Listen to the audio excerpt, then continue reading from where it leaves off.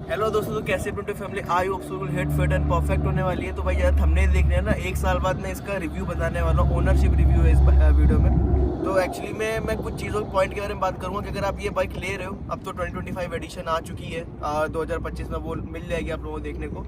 और उसमें क्या क्या हम लोगों को नई चीज़ देखने को मिलती है जो इसमें नहीं अभी तक थी। अगर आप सेकेंड हैंड लेने को सोच रहे हो तो क्या क्या चीज़ आप मिस आउट करने वाले हो नई ना लेके, वो सारे पॉइंट्स आपको मैं बताऊंगा। एंड बाकी इस बाइक में क्या अच्छा है क्या बुरा है वो तो पहले ही बता चुका हूँ, लेकिन कुछ चीज़ें फिर से मैं अपडेट करके बता दूंगा आप लोगों को। तो वीडियो को प्लीज़ यार लाइक कर देना, चैनल पे सब्सक्राइब करना जरूर बनता है। हाँ, कुछ अच्छा लगे कुछ बुरा लगे प्लीज़ कमेंट कर देना। करते हैं वीडियो को स्टार्ट। इस बाइक को लेने के बाद ना आपको एक चीज़, अगर देखो एक चीज़ मैं सच बता रहा हूँ, अगर इतनी बड़ी सीसी की बाइक ये सब लोगे ना तो एवरेज बिल्कुल मत ध्यान रखना, ठीक है। और ऑब्वियसली अगर आप लोगे तो शहर में ही रहते होगे, और शहर के अंदर भाई इस बाइक का एवरेज आपको 7, 8, 10 के आसपास ही घूम फिर के मिलेगा। एक्चुअली में अगर आप लोग सोच रहे हो कि भाई अगर आपको अच्छा एवरेज निकालना है तो वो हाईवे पे देती है। और अगर आप बहुत प्यार से चलाओ गाड़ी को, बिल्कुल एक रिदमिक वे में जिसमें अपना एक्सीलेटर ज़्यादा खींच रहे हो ना दे रहे हो, 75 की करेक्ट स्पीड में रखोगे, तो मैंने 23.1 का एवरेज निकाला हुआ है। तो वैसे ही मतलब 20 का एवरेज आप निकाल सकते हो अगर बहुत प्यार चलाओ। शहर के अंदर निकले चाहे जितने प्यार चलाओ, ठीक है, क्योंकि बार बार गाड़ी अगर ब्रेक लगा कहीं कुछ लगाओगे तो एक ये इशू है। बाकी भाई इसका सबसे बड़ा इशू ये होता है ना कि अगर कुछ चीज़ पार्ट कुछ भी ख़राब होता है ना, शोरूम से अगर लगवाना पड़ेगा आप लोगों को और बहुत ज़्यादा महंगा पड़ने वाला है। तो भाई कहीं ना कहीं आपको लगेगा कि भाई क्या यार ले लिया मैंने इस बाइक को करके, कि मतलब गाड़ी तो ले ली लेकिन इसका खर्चा बहुत कराती है। एंड दूसरी बात, इस गाड़ी के टायर बहुत जल्दी पंचर होते हैं। बहुत लोग बोलेंगे भाई आप जगह ऐसा, भाई देखो कीली कहीं पड़ी होती है और रोड में चलते हुए नहीं दिखती सब चीज़ें।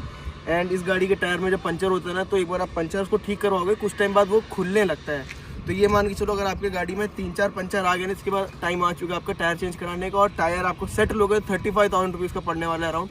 और अगर आप और अच्छे पिरेली के लेने वाले कुछ अलग क्वालिटी के लोगे तो फिर ऑब्वियसली यार बहुत महंगा पड़ने वाला है। पन्नी क्यों पड़ी मेरे को, कुछ गलत बोला क्या मैंने? इस बाइक में कुछ चीज़ें बहुत ज़्यादा अच्छी लगती हैं कि ये 17.5 लीटर्स का फ्यूल टैंक कैपेसिटी है। आता 18 लीटर आ जाता है, थोड़ा ज़्यादा ही आता है। मैं बिल्कुल ऊपर तक भराता हूँ, ऐसा कभी मत करना, ठीक है, प्रेशर बन जाता है। बट चलो अगर आप थोड़ा थोड़ा चला रहे हो तो बढ़िया है। इतना बड़ा फ्यूल टैंक होने वजह से ना थोड़ा टेंशन कम रहता है कि भाई एवरेज कम दे रही है गाड़ी, तो आप ठीक है लंबे टूर्स में निकल सकते हो उस गाड़ी को लेके। बाकी हाँ, एक चीज़ का ध्यान रखना, अगर ये गाड़ी ले रहे हो ना तो थोड़ा सा टांगों में दम रख लेना, क्योंकि गाड़ी जब झुक जाती है ना तो भाई बहुत दम लगती है। और घर में अगर टाइल पत्थर ये सब लगा हुआ वहाँ फिसल गई तो प्लीज़ एक बंदा ज़रूर रखना जब भी गाड़ी आप पार्क करने आओगे। बाई चांस अगर गाड़ी फिसल गई ना तो 2 बंदे लगते हैं भाई संभालने के लिए, ठीक है। मेरे साथ हुआ पर्सनली ये चीज़, तो मैं बता रहा हूँ, तो ये थोड़ा सा डरावना लगेगा आप लोगों को।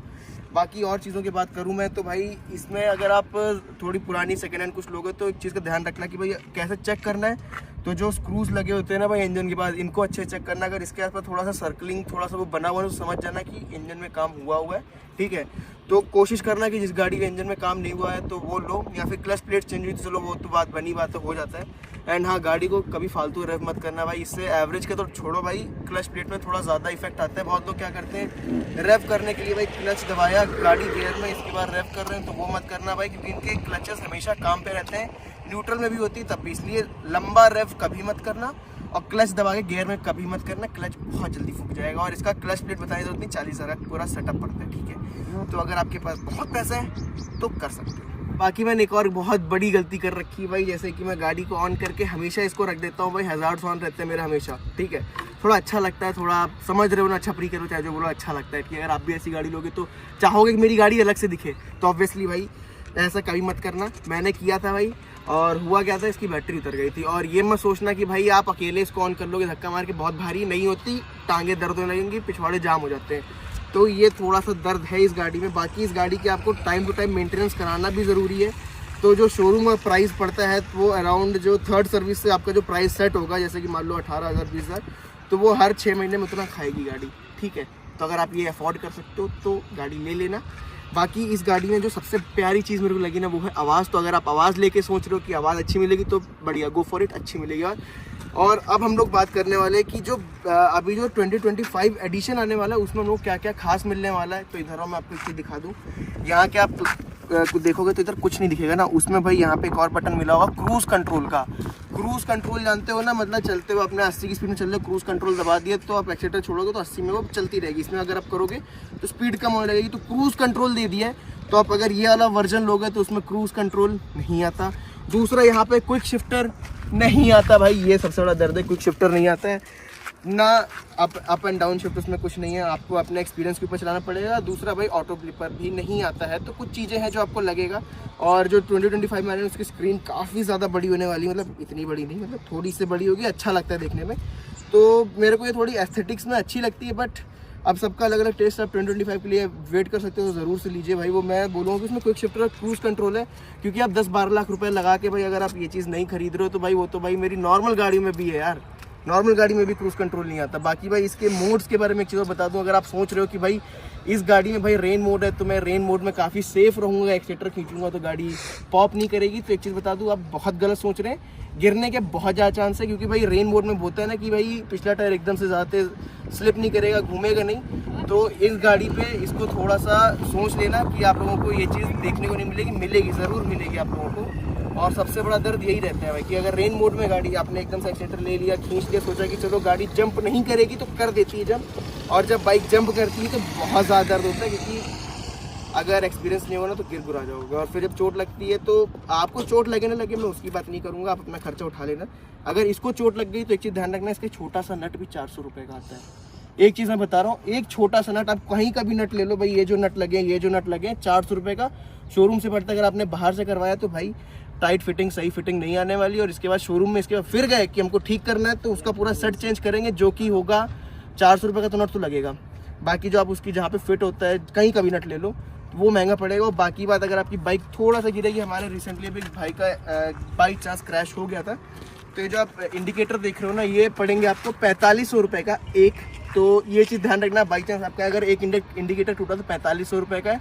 और व्हीली मारते वक्त अगर तुम्हारा ये टूटा ना, ये बैक लाइट और ये टेल टूटेगी, ये इंडिकेटर टूटेंगे, तो ये पूरा सिर्फ इतना सामान और ये हल्का सा बॉडी का सामान पड़ेगा 1,13,000 रुपये का, जिसका तुम्हारा टाइम कम से कम 3 महीने लेंगे वो लोग बनाने में। तो अगर आप गाड़ी को प्यार से रख सकते हो तो ही लेना, क्योंकि आप सोच रहे हो कि रेन मोड में गाड़ी जंप नहीं करेगी तो करेगी, ठीक है। तो ये दर्द है भाई इस गाड़ी में।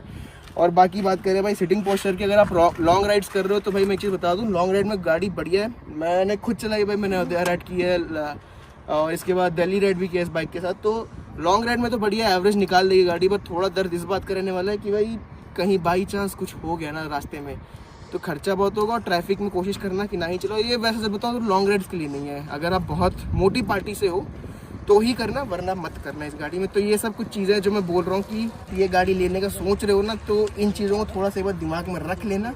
एवरेज का टेंशन होने वाला है, ठीक है मान। और दूसरी बात, सबसे बड़ी बात भाई, अगर आप इसमें एग्जॉस्ट लगवा रहे हो ना तो भाई बहुत ब्रूटल हो जाती है गाड़ी। इसके बाद पुलिस भी बहुत ब्रूटल हो जाती है आपके साथ, तो इस चीज़ का भी थोड़ा ध्यान रख लीजिएगा। बाकी वीडियो कैसी लगी प्लीज़ मुझे कमेंट करके ज़रूर से बताना। एंड ये सब चीज़ें हैं जो मैं खुद बोलता हूँ कि बहुत अच्छी इस गाड़ी में। तो जो प्लस पॉइंट है वो नेगेटिव भी बन जाती है। जो पावर है अच्छा लगेगा आपको चलाने में, बट पावर कब ब्रूटल तुम्हारे लिए बन जाए, कब तुम संभालना पाओ, तो वो थोड़ा सा खतरनाक हो सकता है। तो आप पहले थोड़ी किसी दूसरी बाइक का एक्सपीरियंस ले लीजिएगा।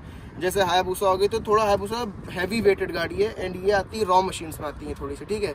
क्योंकि ये व्हीली पॉप कर भूसा ही मारती है, लेकिन उसके लिए एक्सपीरियंस बहुत चाहिए, मतलब बहुत अच्छे से कर पाओगे तभी व्हीली पड़ती है। इसमें वैसे अगर आप खींच दोगे व्हीली नहीं पड़ती, बट इसमें पड़ जाती है भले ही आप रेन मोड में चल रहे हो। तो अगर आपको नाचना पसंद है, बाइक को नचाना पसंद है, तो गो फॉर इट। काफ़ी ब्रूटल है, संभालना आना चाहिए बस। तो भाई ये सब चीज़ें थी भाई, बाइक में आप लोगों को ध्यान रखना है। बाकी बात मैं आपको एक चीज़ और बता दूं भाई, बहुत लोग बोलते हैं कि बेवकूफ़ बना देते हैं ना पुलिस वालों की, भाई नंबर प्लेट नहीं आती है कि इसमें आती है, भाई लगा सकते हो भाई, कंपनी ने दे रखा है। तो प्लीज़ नंबर प्लेट लगा लेना, वैसे कुछ गलत तो करोगे नहीं तो फिर क्यों डरना। बाकी गाड़ी का थोड़ा ज़्यादा खास ख्याल रखना। एंड हाँ ये चीज़ें लगवा लेना भाई, ये जो क्रैश गार्ड्स इसमें लगा के रखे हुए हैं भाई, ये एग्जॉस्ट गार्ड है, ये लगवा लेना। क्योंकि बाई चांस गिरेगी ना तो आप ये देख रहे हो हल्के फुल्के स्क्रैचेस आ जाते हैं, और आपका ये एग्जॉस्ट होता है महंगा थोड़ा, तो अगर इसमें स्क्रैच आएगा तो आपके दिल में स्क्रैच पड़ेगा। और दूसरा, अगर ये तो बिल्कुल ही लगवा लेना, अगर कंपनी नहीं दे रही है आप, ये कम से कम आपको पड़ जाएंगे 9-10 हज़ार रुपये का पड़ेगा ये दोनों साइड का, ये लगवा लेना। और दूसरा कम से कम 20-30 हज़ार रुपये का भाई इंजन गार्ड आता है, वो लगवा लेना। बाई चांस अगर ये गाड़ी गिरती है, इसमें सबसे बड़ा ड्रॉबैक यही है कि ये बाइक जब गिरती है ना, सबसे पहली चीज़ ये टच होती है, और जब ये टच होती है ना तो ये हमेशा खुल जाता है। खुलना समझो ना, फट जाएगा, अंदर का सारा इंजन ऑयल निकल जाता है, और ये केस ही 40 हज़ार का पड़ता है कंपनी से। तो अगर वो नहीं चाहते तो इसके ऊपर केसिंग आती है, तो वो लगवा लेना, थोड़ी सेफ रहेगी आपकी गाड़ी, कि बाई चांस कभी गिर गुरा जाए तो बची रहेगी। वरना अगर खर्चा आ गया तो चला भी नहीं पाओगे, इसके बाद शोरूम तक ले जाने के लिए RSA करना पड़ेगा, जो कि तुम लोगों से कम 15 हज़ार रुपये की चार्ज मांगे, अगर RSA नहीं करवा रखा है। तो खर्चे बहुत सारे हैं इस गाड़ी में। तो ये सब चीज़ें अगर आप खर्चे बेयर कर सकते हो तो ही इस गाड़ी को लेना। बाकी दिखावे के लिए तो गाड़ी कोई भी लो अच्छी होती है, ठीक है। आप नॉर्मल गाड़ी को भी Z900 बना सकते हैं, अगर बॉडी वाले जो छपरी कम करते हैं कर सकते हो, बट ओरिजिनल ले रहे हो तो ये सब खर्चे ध्यान रख लेना। वीडियो को ज़्यादा लंबा करना नहीं चाहता, अब इतनी लंबी हो गई तो ठीक है भाई। हाँ, वीडियो को लाइक कर देना। मिलते हैं किसी और ऐसे मज़ेदार व्लॉग में, तब तक के लिए ride hard ride safe and